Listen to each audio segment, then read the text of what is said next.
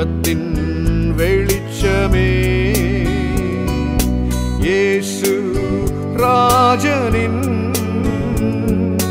முகத்தின் வெளிச்சமே, முகத்தின் வெளிச்சமே. என் இதயம் இயேசுவுக்கு தெரியும், என் வேதனை இயேசுவுக்கு புரியும். என் தனிமை, என் சோர்வுகள் இயேசென்னை தேற்றுவார், இயேசென்னை தேற்றுவார். என்னை குறித்த தேவ திட்டம் என்ற தலைப்பில் உங்களோடு கூட ஏசாயா 45வது அதிகாரத்தினுடைய 2வது வசனத்தை மையப்படுத்தி நான் பேச வாஞ்சிக்கிறேன். நான் உனக்கு முன்னே போய் கோணலானவைகளை செவ்வையாக்குவேன். அன்பு தேவ பிள்ளைகளே, இந்த செய்தியை நான் ஆயத்தம் செய்த பொழுது தமிழகத்துக்குள்ளே வியாபாரம் செய்யக்கூடிய அநேக குடும்பங்களை குறித்து, அநேக சகோதரர்களை குறித்து, அநேக சகோதரிகளை குறித்து எனக்கு நல்லா தெரியும். ஒரு காலகட்டத்தில் இந்த வியாபாரம் செய்யக்கூடியவர்கள் எல்லா ஊழியங்களுக்கும் ஆதாரமாக இருக்கிறார்கள். பிஸ்னஸ்மேன், ஒரு பிஸ்னஸ்மேன் இல்லாமல், இல்லைன்னு சொன்னால் ஒரு தொழில் அதிபர் இல்லாமல் உலகத்தில் ஒரு காரியம் பண்ணவும் முடியாது.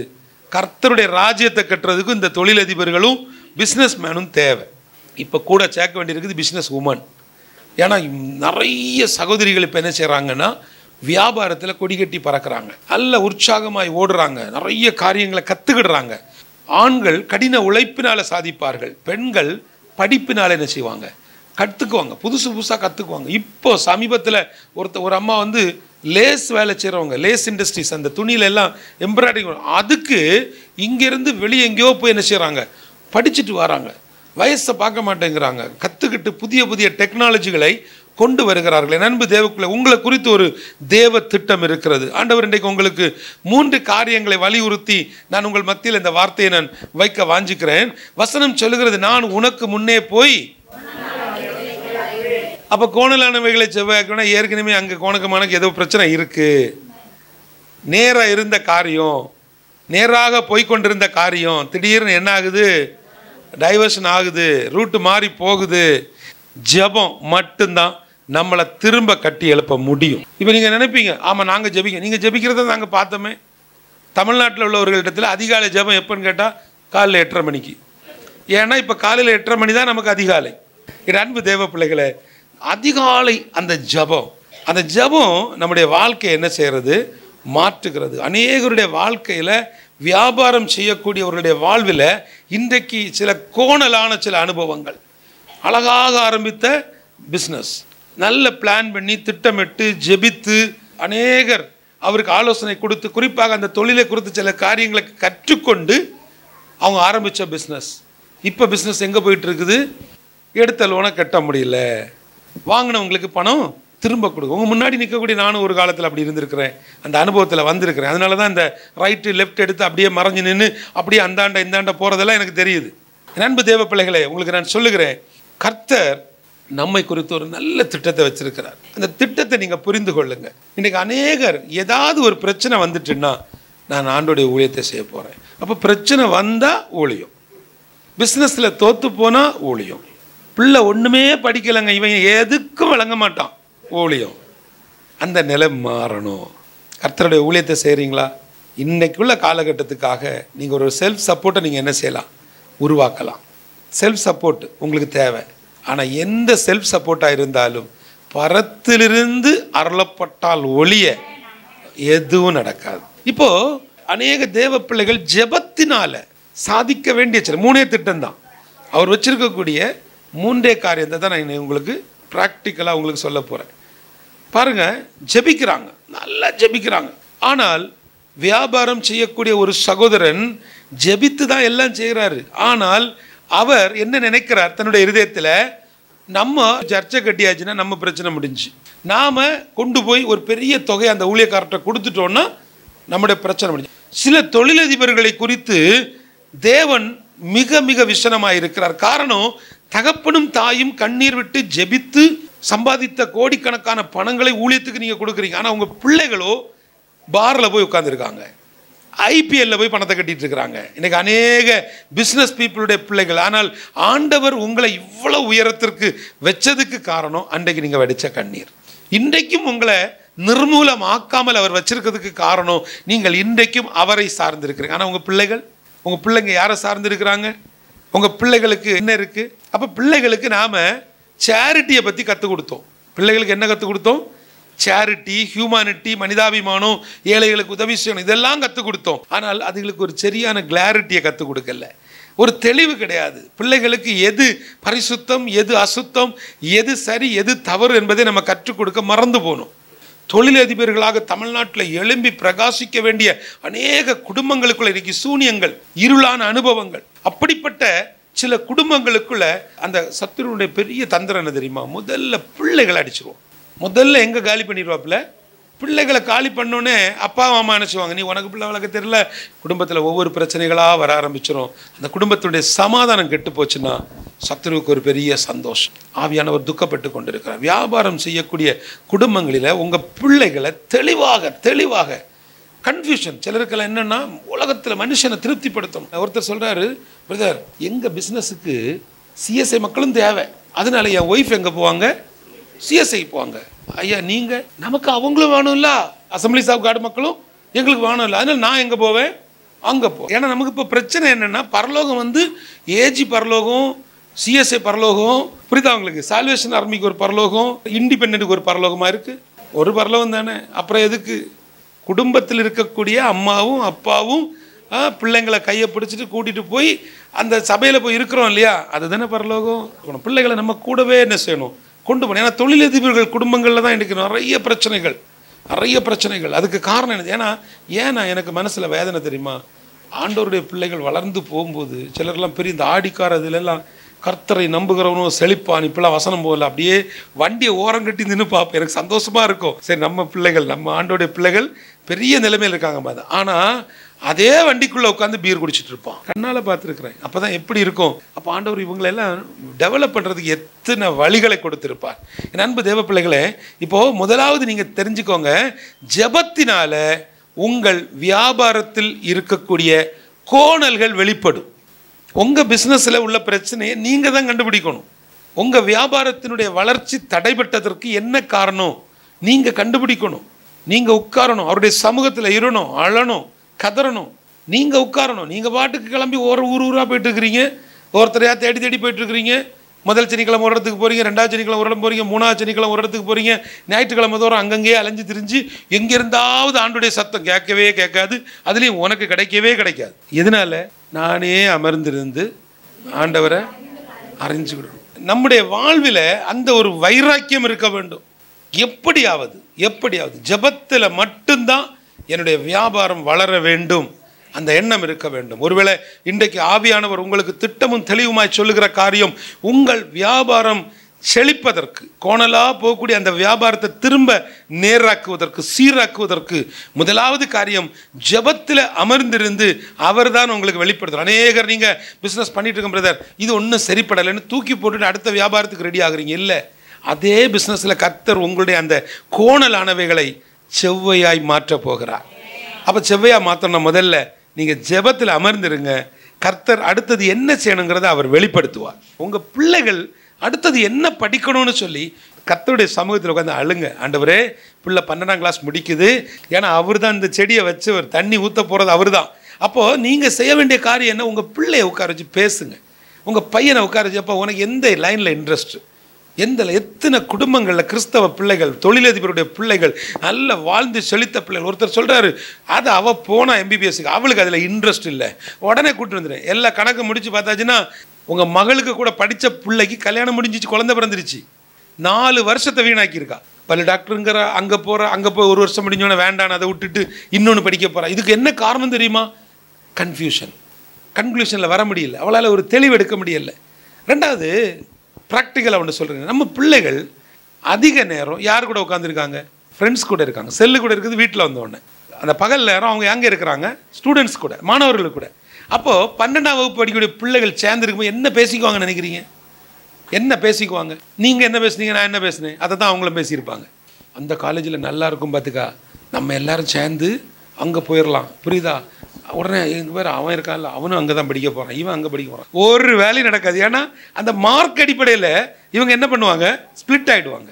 இங்கே பிரச்சனை நம்ம பிள்ளைகளுக்கு சரியான கன்சல்டண்ட்டு மம்மி டேடி, அம்மாவும் அப்பாவும் பிள்ளைகளிடத்துல உட்காந்து உங்கள் கதைகளை பேசி, எப்பா உன் பிரச்சனை என்ன, நீ என்ன படிக்க போகிற, பிள்ளை ஸ்போர்ட்ஸில் இன்ட்ரெஸ்டாக இருக்கிறானா, பயங்கரமாக அவனுக்கு ஸ்போர்ட்ஸ் வருதுன்னா அழகாக ஒரு ஸ்கெட்ச் என்ன செஞ்சிடணும், போட்டு அவனை அப்படியே திருப்பி விட்டுறணும். பிள்ளை மீடியாவில் இன்ட்ரெஸ்டாக இருக்கணும், ஆனால் படிப்பு முக்கியம்.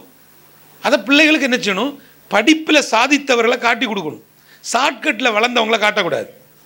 அப்போ பிள்ளைங்களுக்கு அதை சொல்லிக் கொடுக்கணும். இல்லைப்பா இது இப்படி, நீ ஒரு டிகிரி என்ன செய்யணும், கண்டிப்பாக முடிக்கணும். இதை சொல்லி கொடுத்து நாம் வரும்பொழுது நம்முடைய பிள்ளைகள் அடுத்த நிலைமைக்கு வருவாங்க. ரெண்டாவது காரியம் காத்திருப்பு. இந்த காத்திருக்கக்கூடிய நேரம் தான் உங்களுடைய வாழ்க்கை உறுதிப்படும். என் அன்பு தேவ பிள்ளைகளே, என்னுடைய வாழ்க்கையில் நான் 2007 ஊழியம் அப்படின்னு சொல்லி வந்துட்டேன். ஆண்டவர் அழைச்சாரு, வசனம் கொடுத்தாரு, சங்கீதம் 32:8 படி என்கிட்ட பேசினாரு, கர்த்தர் என்னை ஊழியத்துக்கு போக சொல்லிட்டாருன்னு வந்துட்டேன். என்னுடைய எண்ணம் ஃபுல்லாக என்னென்னா, நான் என்னுடைய ஆசை என்னது, ஊழியக்காரன். தமிழ்நாட்டில் போன உடனே கன்னியாகுமரி மாவட்டத்தில் எல்லாரும் சேர்ந்து என்ன தங்கத்தட்டில் தூக்கி வச்சு என்னையை கொண்டாடி மகிழ்வாங்கன்னு வந்தேன். ஆனால் இங்கே வந்தவர் தான் தெரிஞ்சிச்சு அடுத்த ஸ்டெப்பு என்ன செய்யணும்னு தெரியலை. நல்லா தெரிந்து கொள்ளுங்க, 2 வருட காலம் காத்திருப்பு. வந்தது பயங்கர ஸ்பீடாக, இந்த போகிறேன், தேசத்தை கலக்கிறேன், அங்கே போகிறேன், கேன்சர் ஹாஸ்பிட்டலில் ஊழியம் செய்கிறேன், அதை பண்ணுறேன் இதை பண்ணுறேன்னு வந்துட்டோம். ஊழியத்துக்கு அழைப்பு இருக்குது, கர்த்தர் வசனத்தை கொடுத்துட்டார். ஆனால் இங்கே வந்தால் மனிதர்கள் ஏற்றுக்கொள்வதற்கு மனசே இல்லை. எந்த ஒரு ஊழியக்காரனும் இன்னொரு ஊழியக்காரனுக்கு பிளாட்ஃபார்ம் கொடுக்கறது இல்லை, வாய்ப்பு கொடுப்பதில்லை. ஆனால் உங்களை அழைத்த தேவன் ஒருவர் இருக்கிறார். அவர் உங்களுக்காக நிறைய வாய்ப்புகளை அங்கே வச்சிருக்கிறார். அந்த வாய்ப்புகளை நீங்கள் புரிந்து கொண்டு நீங்கள் போகணும். அதற்குத்தான் இந்த தேவ ஊழியர்கள் சங்கமத்தில் நாங்கள் அடிக்கடி சொல்கிறோம், ஐயா இதில் வருவதற்கான நோக்கம் இது ஒன்று தான். உடனே சிலர் நான் அதுக்கு இருக்கக்கூடாதோ, நான் அந்த அமைப்பில் இருக்கக்கூடாதோ, நான் இந்த டைஸில் எல்லாத்திலும் இருந்து கொள்ளுங்க. ஆனால் அதெல்லாம் உங்களுடைய சபையினை பாதுகாப்புக்காக, உங்களுடைய பாதுகாப்புக்காக நாங்கள் சொல்லக்கூடிய காரியம் தனியாக ஒரு மனிதன் எழும்புவதற்கு. அப்போ இந்த காத்திருக்கக்கூடிய இந்த அனுபவத்துக்கு நீங்கள் செய்ய வேண்டிய காரியம் என்ன தெரியுமா? ஆண்டவரே, என் பிஸ்னஸில் ஏதோ ஒரு தப்பு நடக்குங்கிறத கண்டுபிடிக்கும்.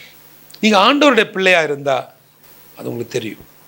நீங்கள் கர்த்தருடைய ஊழியம் செய்கிறீங்கல்ல, உங்கள் ஊழியத்தில் ஏதாவது ஒரு காரியம் தடைபடுதா, ஏதோ ஒரு விஷயம் உங்களுக்கு தெரியும். அதை கரெக்டாக ஆவியானவர் உங்கள்கிட்ட வெளிப்படுத்துவார். Something wrong going on your ministry or mission or vision or family, கரெக்டாக தெரியும். இப்போ சொல்லுறேன் உங்களுக்கு, தொழில் அதிபராக இருக்கட்டும், இல்லைனா ஊழியக்காரங்களாக இருக்கட்டும், உங்கள் வீட்டுக்குள்ளால் உங்கள் பிள்ளைகள் ஒரு தப்பான ரூட்டில் போகிறாங்க, இல்லைன்னா ஏதோ ஒரு லவ் மேட்டரில் மாட்டுறாங்க, இல்லை பிள்ளைக்கு ஏதோ ஒரு கெட்ட பழக்கம் வருது, ஏதோ ஒரு விஷயம் நடக்கும்போது இயேசுவின் நாமத்தினால சொல்லுகிறேன், உங்களுக்குள்ள அது எப்படியாவது கர்த்தர் காட்டி கொடுத்துருவார்.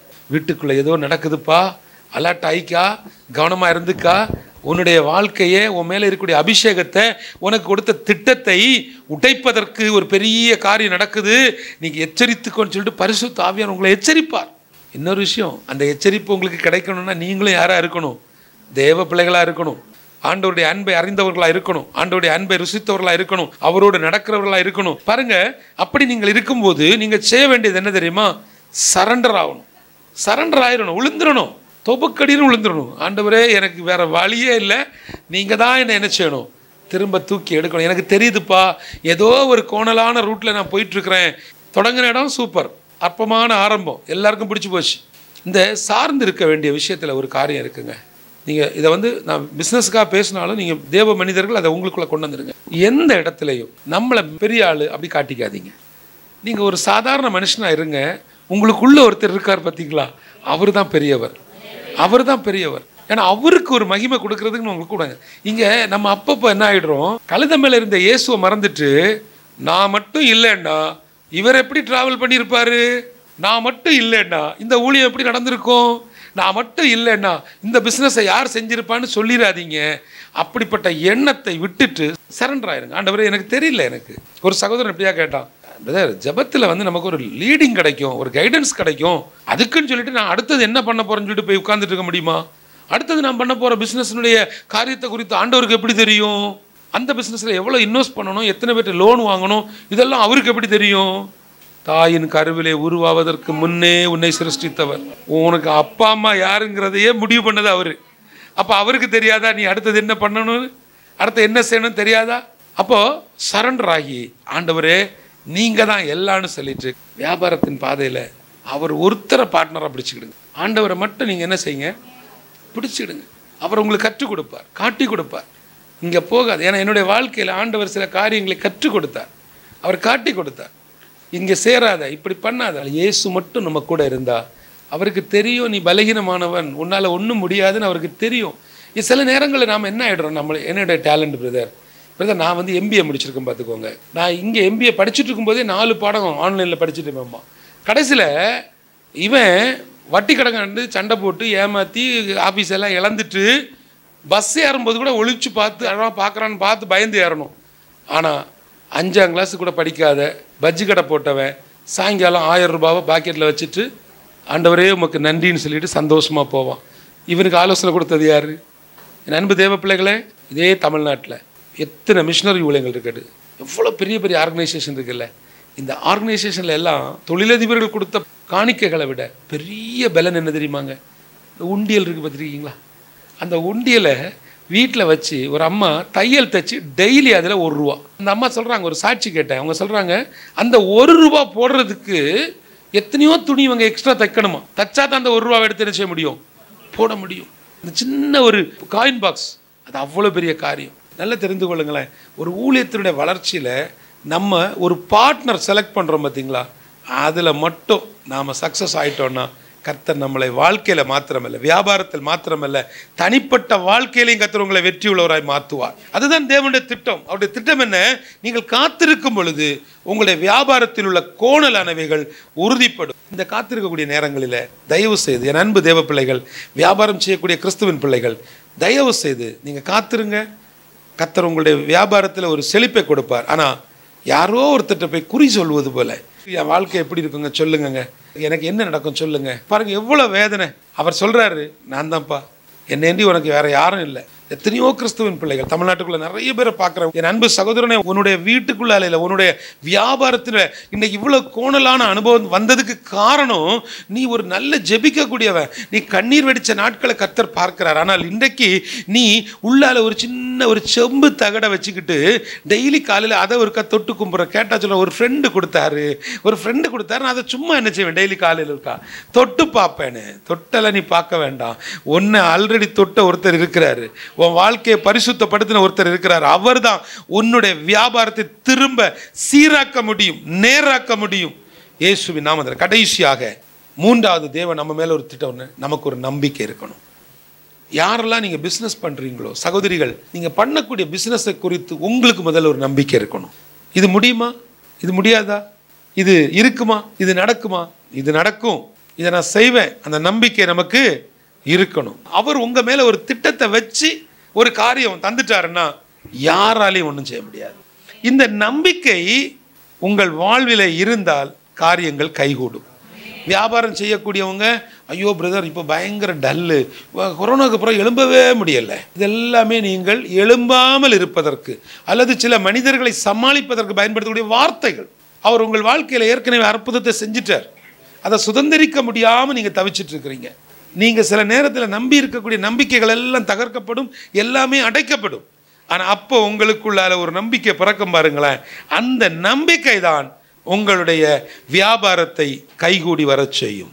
என் அன்பு தேவ பிள்ளைகளை, சுதந்திரிப்போம் என்ற ஒரு நம்பிக்கை நமக்குள் வரும் பொழுது நான் உனக்கு முன்னே போய் கோணலானவைகளை செவ்வையாக்குவேன். என் அன்பு தேவ பிள்ளைகளே, எத்தனை பேர் நீங்கள் சொல்ல முடியும், ஆண்டவர் எனக்காக ஒரு பெரிய நன்மையை வைத்திருக்கிறார் என்று சொல்லி, என்னுடைய வியாபாரத்தில் ஒரு வித்தியாசத்தை கொண்டு வருவார் என்று சொல்லி.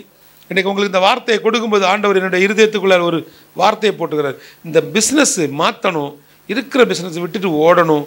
அப்படி யாராவது இந்த வார்த்தையை கேட்டுக்கொண்டிருப்பீங்கன்னா என் நம்பர் எடுத்துக்கோங்க, என்கிட்ட பேசுங்க, நாம் ஜெபிப்போம், இணைந்து ஜெபிப்போம். ஆமாம், எனக்கு எப்போதும் நான் சொல்கிறது தான், உங்களுக்கு சேர்த்தே சொல்கிறேன், உங்கள் கூட சேர்ந்து ஜெபிக்க நாங்கள் ஆயத்தமாக இருக்கிறோம். ஒரு பெரிய திரள் கூட்டத்தை கர்த்தர் கொடுத்துருக்கிறார் உங்கள் கூட சேர்ந்து ஜெபிக்கிறதுக்கு. நாங்கள் நல்லா ஜெபிப்போம், நீங்கள் உட்காந்து டிவியில் படம் பார்த்துட்டு இருப்பீங்கன்னா உங்க கூட ஜெபிக்கவே மாட்டோம். ஒரு அலேலியா சொல்லுங்களேன்.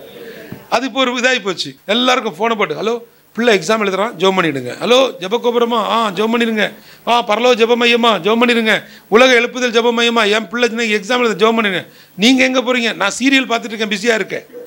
அவள் சீரியல் பார்த்து பிஸியாக இருப்பாங்க, நாம் என்ன செய்யணும்? அவங்க பிள்ளைக்கு. நான் சொல்லுவேன், உங்கள் பிள்ளை எக்ஸாம் எழுதுறான், நீ முழங்கால நின்று ஜெபம் பண்ணு, நான் கீழே உட்காந்து ஜெபம் பண்ணு. ஹல்லேலூயா. ஏன்னா ஜெபத்தினால உங்களுடைய கோணலானவைகள் வெளிப்படும். காத்திருப்பதனால உங்கள் கோணலானவைகள் உறுதிப்படும். நீ காத்திருக்கக்கூடிய நேரங்கள்லாம் அது கிடைக்கும். சொல்லுவார் ஆண்டவர், பேசுவார், அவருடைய சத்தத்தை நீங்கள் கேட்பீங்க. இல்லை அவர் பேசுனா கேட்கவே இல்லை பிரதர், அவர் எப்பவும் உங்களை கொண்டு தான் பேசுகிறார், அப்படி சொல்லாதீங்க. என்னிடத்தில் பேசுகிறவர் உங்களிடத்திலையும் பேசுவார். அதிகாலை நேரத்தில் அவருடைய சத்தத்தை நீங்கள் கேட்பீங்க. அந்த மெல்லிய சத்தத்தை உங்கள் காதுகளுக்குள்ள போகாமல் இருப்பதற்கு என்ன காரணம்னா, உங்ககிட்ட வேற நிறைய சத்தம் வருது, வேற நிறைய சத்தம் வருது. சிலர்லாம் இப்போ பார்த்தீங்கன்னா புதிய அனுபவங்கள்லாம் சொல்கிறாங்க, பிரதர் ராத்திரி வீட்டுக்குள்ளே யாரோ நடந்துட்டு இருக்காங்க பிரதர், ராத்திரி வீட்டுக்குள்ளே யாரோ போகிறாங்க பிரதர், தூக்கத்தில் எனக்கு திடீர்னு பார்த்தீங்கன்னா என்னென்னமோ கனவு வருது பிரதர்னு. பரிசுத்த வேதத்தை ஒழுங்காக படிச்சுட்டு தூங்கினா ஒன்றுமே வராது. ஸோ இந்த நாளில் ஆண்டவர் என்னை குறித்த தேவன், எல்லாரும் எழும்பலாமா? உங்கள் கைகளை எடுத்து அப்படியே இருதயத்தில் வைங்களேன், எல்லாரும் கைகளை வைங்களேன். ஒருவேளை நான் வியாபாரம் செய்யக்கூடிய உங்களுக்காக இந்த வார்த்தையை கொடுத்திருந்தாலும், கர்த்தருடைய ஊழியத்தை செய்யக்கூடிய அநேக தேவ பிள்ளைகள் இங்கே இருக்கீங்க, அநேக தேவ பிள்ளைகள் இருக்கீங்க. நான் விசுவாசிக்கிறேன், ஆண்டவரே எங்கள் ஊழியத்தின் பாதையில், எங்களுடைய வியாபாரத்தின் பாதையில், எங்கள் குடும்பத்தின் பாதையில் எங்களுக்கு முன்னாக நீங்கள் போங்கப்பா. எங்களுக்கு முன்னாக நீங்கள் போகிறது மாத்திரம் இல்லை, என் வாழ்க்கை ரொம்ப கோணலாக இருக்குப்பா, என் பிஸ்னஸ் ரொம்ப டல்லாக இருக்குது, என்னோடய தனிப்பட்ட வாழ்க்கை ரொம்ப சோர்ந்து போயிருக்குதுப்பா, அதை சீராக்குங்க, அதை நேராக்குங்க, உங்கள் கரம் அதை தொடட்டும். என் அன்பு சகோதரியே, உன் கோணலான வாழ்க்கையை நீ செவ்வைப்படுத்தாத பட்சத்தில் நீ திரும்ப திரும்ப நீ திட்டமிட்டு பாவம் செய்கிறாய், நீ திட்டமிட்டு பாவம் செய்கிறாய். நீ திட்டமிட்டு பாவம் செய்ய செய்ய செய்ய அது தலைமுறை சாபத்தை கொண்டு வந்து கொண்டே இருக்கும். அது இப்போ உனக்கு புரியாது, அது இப்போ உனக்கு புரியாது, இப்போ உனக்கு அது தெரியாது. நீ நினைத்து கொண்டிருக்கிற நம்முடைய சுய திட்டம் அழகாக நடந்து கொண்டு இல்லை, உன் மேல ஒரு தேவ திட்டம் இருக்கிறது. உன்னை குறித்த தேவ திட்டம் எது என்பதை இன்றைக்கு ஆவியானவர் உனக்கு திட்டமும் தெளிவுமாய் உனக்கு வெளிப்படுத்தி இருக்கிறார். ஜெபத்தினால அந்த தேவ திட்டம் வெளிப்படும். அது காத்திருப்பதனால அது உன் தனிப்பட்ட வாழ்க்கையில், உங்க தனிப்பட்ட வாழ்க்கையில உங்களுக்கு அது கண்டிப்பாக அது உறுதிப்படும். நம்பிக்கையினால அந்த கோணலான வாழ்க்கை செவ்வைப்படுத்தப்பட்டு அது காரியம் மாறுதலாய் முடிந்தது என்று சொல்லி கைகூடி வரும். கிருபை இரக்கம் நிறைந்தவரே, பரிசுத்தமுள்ள எங்கள் நல்ல தெய்வமே உமக்கு நன்றி. இதுவரை நடத்தினீரே அப்பா உமக்கு நன்றி, இதுவரை ஏந்தினீரே உமக்கு நன்றி. ஆண்டவரே, இன்றைக்கு இந்த இடத்துல அருமையான சகோதர சகோதரிகள், தேவ ஊழியர்கள், அருமையான தாய் தகப்பனாய் வந்திருக்கக்கூடிய ஒவ்வொருவரையும் நிறைஞ்ச மனசோடு மனதார ஆசீர்வதிக்கிறோம். வீடுகளில் உட்கார்ந்து தொலைக்காட்சி வழியாக இந்த வார்த்தையை கேட்டுக்கொண்டு என்னை குறித்த தேவ திட்டம் இதுதான் என்பதை உணர்ந்து கொண்ட ஒவ்வொருவருக்காய் ஜெபிக்கிறோம் அப்பா. பரிசுத்த ஆவியானவரை துக்கப்படுத்துகிற எந்த காரியங்களிலையும் நாங்கள் இடைப்பட்டு போய்விடாதபடிக்கு கிருபை பாராட்டுங்க ஆண்டவரே. ரொம்ப கன்ஃபியூஷனில் குழம்பி போய் இருக்கக்கூடிய அநேகரை நான் பார்க்கிறேன் ஆண்டவரே. குடும்பத்தை குறித்து, வியாபாரத்தை குறித்து, என் அருமை சகோதரனே, நீ செய்து கொண்டிருக்கக்கூடிய வியாபாரத்தில் இன்றைக்கு முன்பு போல பிஸ்னஸ் இல்லை, முன்பு போல உனக்கு வருமானம் இல்லை, முன்ன போல ஆள் பழக்கங்கள் இல்லை, இதே தொழிலை நிறைய பேர் செய்ய ஆரம்பிச்சுட்டாங்கன்னு நீ புலம்பி கொண்டிருக்கிற. கர்த்தர் சொல்லுகிறார், நான் உனக்கு முன்னால் போய் கோணலானவைகளை செவ்வையாக்குவேன். உனக்கு நான் தந்த அந்த திட்டம் மாறாதது, உனக்கு தந்த வாக்கு தத்துவம் மாறாதது. கொஞ்சம் ஆபேன்னு சொல்லி எல்லாரும் ஜெபிக்கலாமா? கைகளை இருதயத்தில் வைங்க. சகோதரியே, சகோதரனே, அருமையான பெரியவர்களே, அருமையான தேவ ஊழியர்களே, இயேசுவின் நாமத்தினால சொல்லுகிறேன், அவர் மட்டும் உங்கள் வாழ்க்கையில் முன்ன போயிட்டாருன்னா அந்த கோணல்கள் எல்லாம் செவ்வையாய் மாறும், உங்கள் கோணல்கள் எல்லாம் நேராய் மாறும், உங்களுடைய தனிப்பட்ட வாழ்க்கையினுடைய பிரச்சனைகள் எல்லாம் சீராய் மாறும். இயேசுவின் நாமத்தினால, இயேசுவின் நாமத்தினால, பிதா குமாரன் பரிசுத்தாவின் நாமத்தினால நிறைஞ்ச மனசோடு இவர்களை ஆசீர்வதித்து ஜெபிக்கிறேன்ப்பா. கிருபைக்கு நன்றி செலுத்துகிறோம். இன்னும் ஆண்டவரே, தேவ திட்டத்துக்காய் காத்திருக்கக்கூடிய பிள்ளைகள் உண்டு, அவர்களுக்காய் ஜெபிக்கிறோம் ஆண்டவரே. கர்ப்பத்தின் கனிக்காக, நல்ல வேலை வாய்ப்புக்காக, திருமணத்துக்காக காத்திருக்கக்கூடிய பிள்ளைகளுக்கு உம்முடைய பரிசுத்த கரம் ஒரு தெளிவை உண்டாகட்டும், ஒரு நடத்துதலை உண்டாகட்டும். துதிக மகிமை எல்லாவற்றையும் அப்பா ஒருவருக்கே செலுத்துகிறோம். இயேசுவின் மூலம் ஜெபிக்கிறேன் நல்ல பிதாவே. வெறும் 10 ரூபாய்க்கு டேஸ்டியான ஃபர்ஸ்ட் கிளாஸ் பிரீமியம் லஞ்ச், அதுவும் நம்ம நாஞ்சில் நாட்டுல. எஸ், நம்ம கன்னியாகுமரி மாவட்டத்துக்கு பெருமை சேர்க்கும் மற்றொரு மணிமகுடமாய் 2025 ஆகஸ்ட் 15 முதல் ஹெவன்ஸ் கார்டன் உணவு, உறைவிடம், முதியோர் பராமரிப்பு ஆகியவற்றிற்கான லாப நோக்கமற்ற மனிதநேய சேவை நம் நாஞ்சில் நாட்டு மண்ணில் வருகிற ஆகஸ்ட் 15 முதல் முதியோருக்கான நம்ம ஹெவன்ஸ் கார்டனில் பகல் நேர முதியோர் பராமரிப்பு, உழைப்போருக்கான 10 ரூபாய் மலிவு விலை மதிய உணவு மற்றும் வேலை மற்றும் பணியின் காரணமாக கன்னியாகுமரி வருவோருக்கு உணவு, தங்குமிடம் போன்ற கவலைகளுக்கு நிரந்தர தீர்வாய் இருக்கவே இருக்கு ஹெவன்ஸ் கார்டன். இனி வரும் தலைமுறைக்கான பரலோக முதலீடு. For more details call 7397717397.